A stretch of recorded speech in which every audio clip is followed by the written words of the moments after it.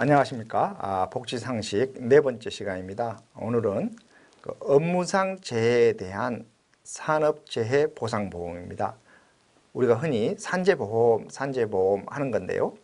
공식 명칭은 산업재해 보상보험입니다. 산업재해 보상보험은 근로자의 업무상의 재해를 신속하고 공정하게 보상하며 재해 근로자의 재활 및 사회복귀를 촉진하기 위하여 이에 필요한 보험시설을 설치 운영하고 재해 예방과 그 밖의 근로자의 복지 증진을 위한 사업을 시행하여 근로자 보호에 이바지하는 것을 목적으로 한 사회보험입니다.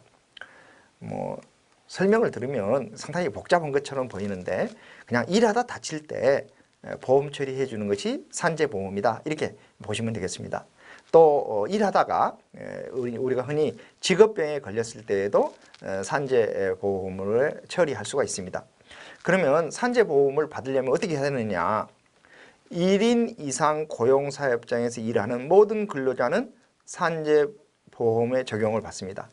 다만 농업이라든지 파출부와 같은 이런 가사 종사자라든지 이제 이런 경우, 또 아주 작은 소액의 건설 사업, 이런 것들은 적용되지 않습니다만 그냥 1인 이상 고용하는 모든 사업장은 산재보험이 적용된다, 이렇게 아시면 되겠어요.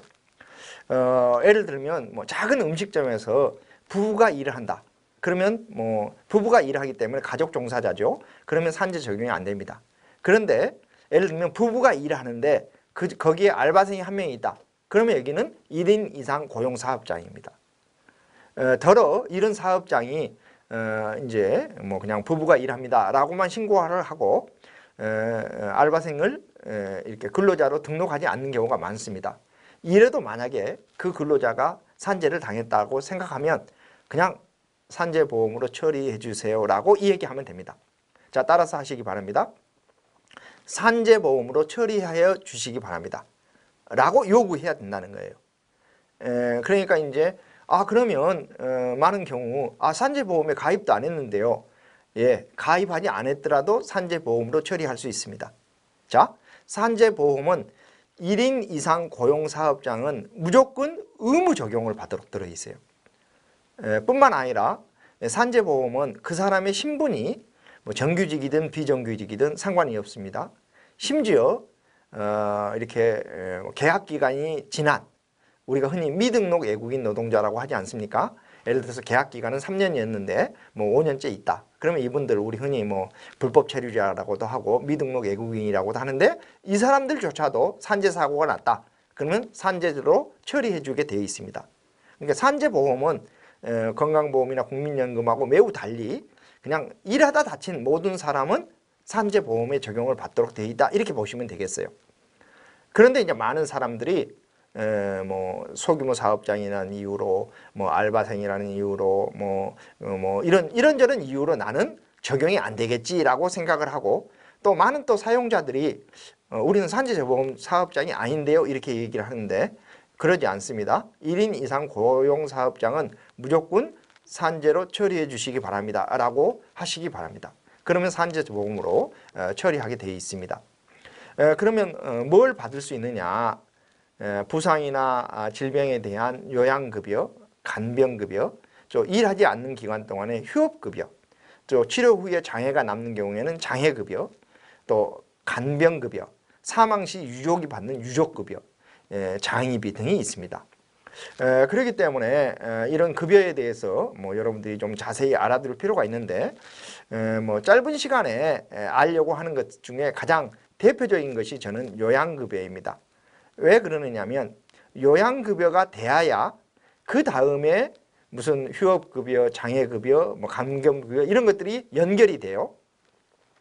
그러니까 이제 예를 들면 어떤 사람이 일하다 다쳤다든지 그러면 또 직업병에 걸렸다든지 하면 일단 병원에 가서 치료를 받고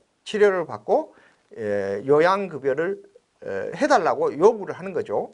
그런데 이제 이 단계가 건강보험하고 조금 다릅니다.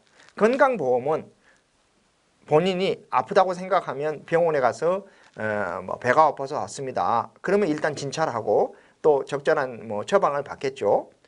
그런데 이건 그냥 본인이 가서 요구하기만 하면 돼요.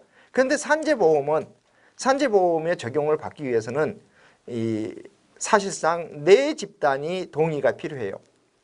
일단은 제일 먼저 산재를 당한 사람이 요양급여를 해주세요 라고 요구를 하고, 또 회사 측에서 이게 산재이구만 라고 이렇게 인정을 해주고, 또 초진 의사가 이거 산재입니다 라고 진단을 하고, 마지막으로 이제 이걸 근로복지공단에서 이게 산재입니다 라고 인정을 해줘야 되는데, 문제는 되게 피해를 받는 사람은 산재 주장을 하지만 사용자가 산재로 인정을 안 해주는 경우가 많았습니다. 그래서 그동안에는 이게 이제 굉장히 싸움이 되고 또 이것 때문에 소송이 되고 이랬었는데, 최근 들어서는 이게 바뀌었습니다. 어떻게 바뀌었느냐? 과거에는 사용자가 이걸 산재라고 인정을 해야 산재가 됐는데, 지금은 사용자가 산재라고 인정하지 않더라도 근로자가 그 상황을 자세히 기술해서 보고를 하면 일단 접수해서 산재인지 여부를 근로복지공단이 판단하도록 이렇게 바꾸어졌어요. 그렇기 때문에 이제 산재라고 생각하면 일단 산재를 주장하는 것이 굉장히 중요하다. 산재를 주장하는 것이 중요하다는 것을 꼭 기억해 주시기 바랍니다. 그리고 이제 산재를 당한 사람은 일단 병원에 입원을 했으면, 입원해 있는 경우에는 가급적이면 일을 안 하는 게 좋습니다. 왜냐하면 산재 당한 사람이 일을 한다는 것은 그만큼 뭐 산재 같지 않는 산재라고 볼 수도 있지 않겠습니까? 그래서 가급적인 치료를 받는 동안에는 좀 우리가 흔히 그냥 넘어진 김에 쉬었다 가자 이런 얘기를 하듯이 산재를 당했으면 치료에 전념하는 게 중요하다. 그리고 이제 일하지 않는 기관에는 휴업급여라는 것이 주는데, 휴업급여는 뭘 주느냐? 월급 대신에 주는 겁니다. 월급을 만약에 어떤 사람이 300만 원을 받았다. 그러면 이제 평균임금이라는 것은 거기에 보너스 같은 것이 포함된 금액이 평균임금인데, 그 평균임금의 70%를 주는 것이기 때문에 우리가 흔히 통상임금의 한 80% 내외 정도의 금액을 받는 거예요. 그렇기 때문에 평균임금의 70%를 받으면 병원에 입원해서 치료받으면서 이제 월급 대신에 받는 것이 이제 휴업급여예요. 그리고 이제 장애급여라는 것은 이제 치료를 다 하고도 장애가 남는 경우 1등급에서 14등급까지 장애를 봐서 장애급여를 줍니다. 다만 이제 장애급여의 경우에는 장애의 정도가 심한 1등급에서 3등급까지는 연금으로, 그리고 4등급에서 7등급까지는 연금이나 일시금으로 선택해서 받을 수 있고, 그리고 이제 8등급에서 14등급까지는 일시금을 받도록 되어 있습니다. 그래서 장애가 있으신 분들도 그냥 병원에서 알아서 장애 등급을 주겠지 이렇게 판단하시지 말고 가급적이면 자신의 장애를 주장을 해야 됩니다. 그리고 장애가 한 가지일 경우에는 비교적 쉽게 판단이 되지만, 우리가 장애가 예를 들면 손가락도 전달이 되고 얼굴에 흉터도 있다든지 그러면 얼굴에 흉터가 있는 것도 등급이 나오고 또 손가락이 절단된 것도 등급이 나오기 때문에 이 두 가지를 합치면 우리가 등급이 더 이렇게 세게 나온다는 거죠. 쉽게 말해서 손가락 다친 것은 만약에 10등급이고 얼굴 다친 것이 7등급이다. 그러면 두 가지를 합치면 6등급이 될 수도 있다는 거죠. 그 이유는 이제 등급이 어떤 등급을 받느냐에 따라서 받는 금액이 굉장히 차이가 큽니다. 또한 이제 이렇게 유족이 받을 수 있는 것이 이제 유족급여 같은 것들이 있는데, 유족급여의 경우에는 유족의 순위가 있어요.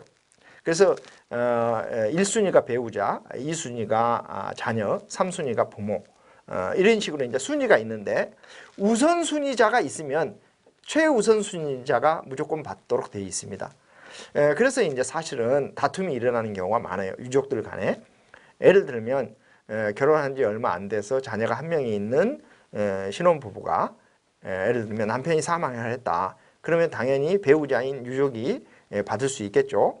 그런데 시부모의 입장에서는 저렇게 유족급여를 받고 애들을 제대로 안 챙기면 어떻게 되느냐, 이런 이제 의심을 하는 경우가 있어요.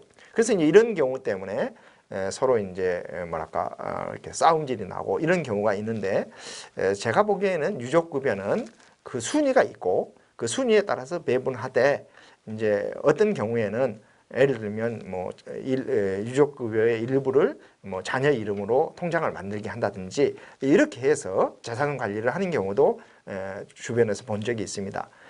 따라서 산재보험은 어쨌든 요양급여를 받는 것이 제일 중요하고 이 요양급여를 받아야 휴업급여, 장애급여, 또 간병급여 이런 식으로 연결이 된다라는 것을 꼭 기억하시고 또한 산재는 무과실 책임의 원칙입니다.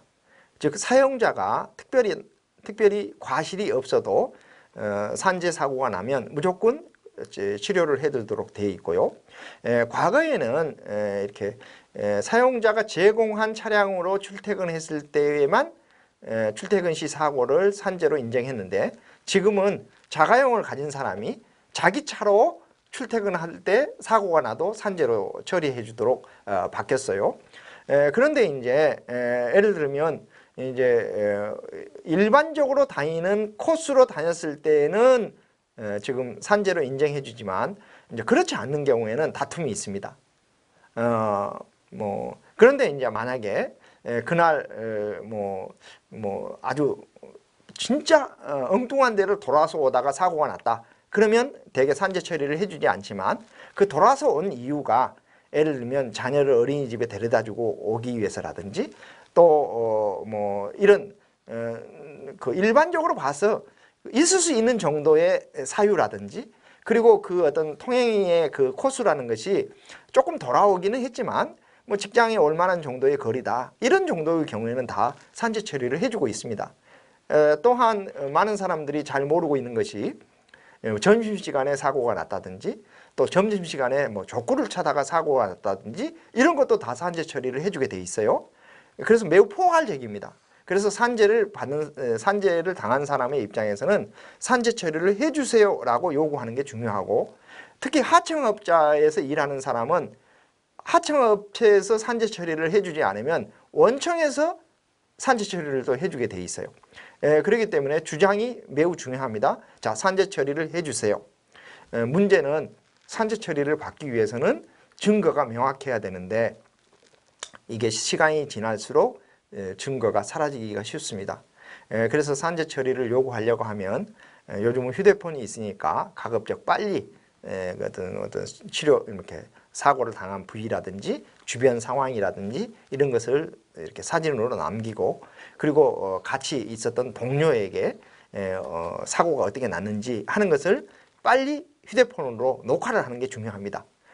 왜냐하면 대개 사고가 나면 회사 측에서는 주변에 봤던 목격자들에게 이왕이면 회사에게 좀 도움이 되게 얘기해달라라고 이제 회유하는 경우가 많고 또 많은 사람들이 뭐 회사를 좀 다녀야 되니까 회사 측의 입장을 또 이렇게 두둔해 주지 않기가 어렵습니다. 현실적으로.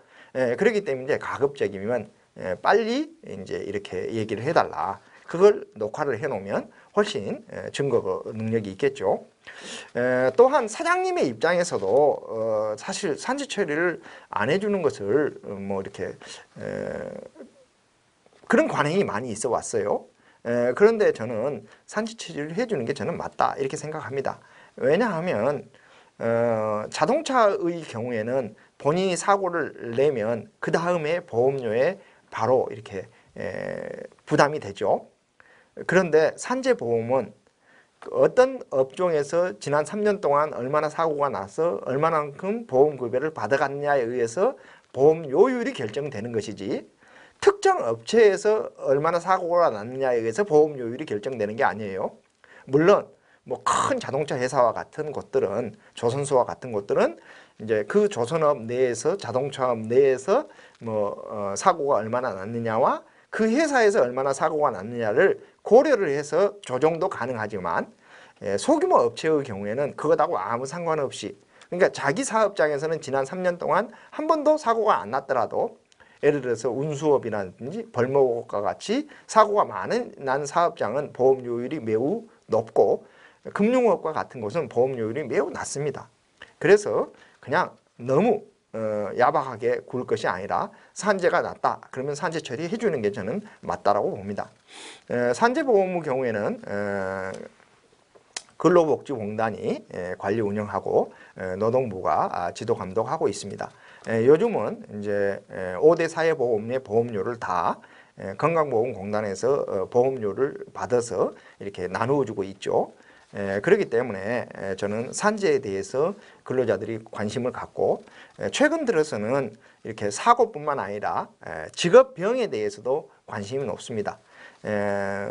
일단 직업병은 한번 판정만 받으면 그 해당 업에 있는 사람이 그러한 그 직업병이 있다라고 판단이 되면 비교적 쉽게 판정이 되고, 이제 그렇지 않는 경우에는 많은 다툼이 있습니다만, 대체로 뭐 예를 들면 탄광에서 일하다가 뭐 진폐증이 생겼다든지 하는 경우에는 쉽게 이렇게 직업병으로 인정을 받고 있거든요.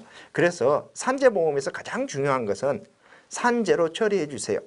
산재로 처리해 주세요라고 얘기하는 거고, 그 다음에 이제 산재로 처리하게 되면 마지막에 예를 들면 사용자에게 과실이 있거나 뭐 사망사고와 같은 또 아니면 중대한 장애가 있다든지 이럴 경우에는 대체로 산재로 처리하는 것 플러스 더해서 이른바 유료금조로 또 이제 사용자가 더 부담하는 것들이 적지 않습니다. 그렇기 때문에 마지막 합의를 할 때에는 도장을 신중하게 찍는 게 좋다. 특히 산재 사고가 나서 사망 사고가 나면 대개 회사에서는 뭐 사흘 안에 빨리 도장을 받으려고 하고, 그래서 뭐 경황이 없을 때 그냥 뭐 유료금 한 3천만 원 주겠다 하고 끝내버리는 경우가 많습니다. 그런데 저도 학교에서 이런 산재에 대해서 많이 강의를 했는데 마침 우리 졸업생 중에 한 사람이 자기가 정말 그렇게 당했을 때 회사에서는 유료금 3천만 원 줄 테니까 여기 도장 찍어달라라고 요구할 때 자기가 뭐 다른 것은 못해도 그냥 이 사건은 산재로 처리해달라라고 요구를 했고 산재로 처리가 됐는데, 그렇게 되면 일단 유족에게 유족급여가 나오는데 유족급여는 47% 더하기 유족의 수 곱하기 5입니다. 그러니까 예를 들면 배우자 한 명만 있어도 52%를 받는 것이고 자녀가 한 명 있으면 57%를 받는 거거든요. 그러면 그 산재를 당한 사람, 즉 사망한 사람이 만약에 연봉이 4천만 원이었다. 그러면 2천만 원 이상의 연봉을 그 배우자가 사망 시기까지 계속 받는 것이기 때문에 이 양반은 지금도 자기 통장으로 매달 들어오는 돈을 자기 남편이 하늘나라에 가면서 잊어버리지도 않고 매달 보내주고 있는 돈이다라고 감사하게 생각한다는 겁니다. 이제 그런 일이 이제 안 생겨야 되겠지만 사실 생기더라도 경황이 없을 때 그냥 특 도장을 찍어줄 것이 아니라 산재로 처리해 주세요라고 주장하는 것이 굉장히 중요하다라는 것입니다. 그래서 이 시간에는 우리가 산업재해 보상보험에 대해서 공부했습니다만 사실 이런 큰 일을 당했을 때에는 그냥 개인적으로 처리하시지 말고 가족과 의논하고 또 필요하면 변호사라든지 이런 다른 전문가의 도움을 받는 것이 정말 필요하다라는 것을 강조하고 싶습니다. 감사합니다.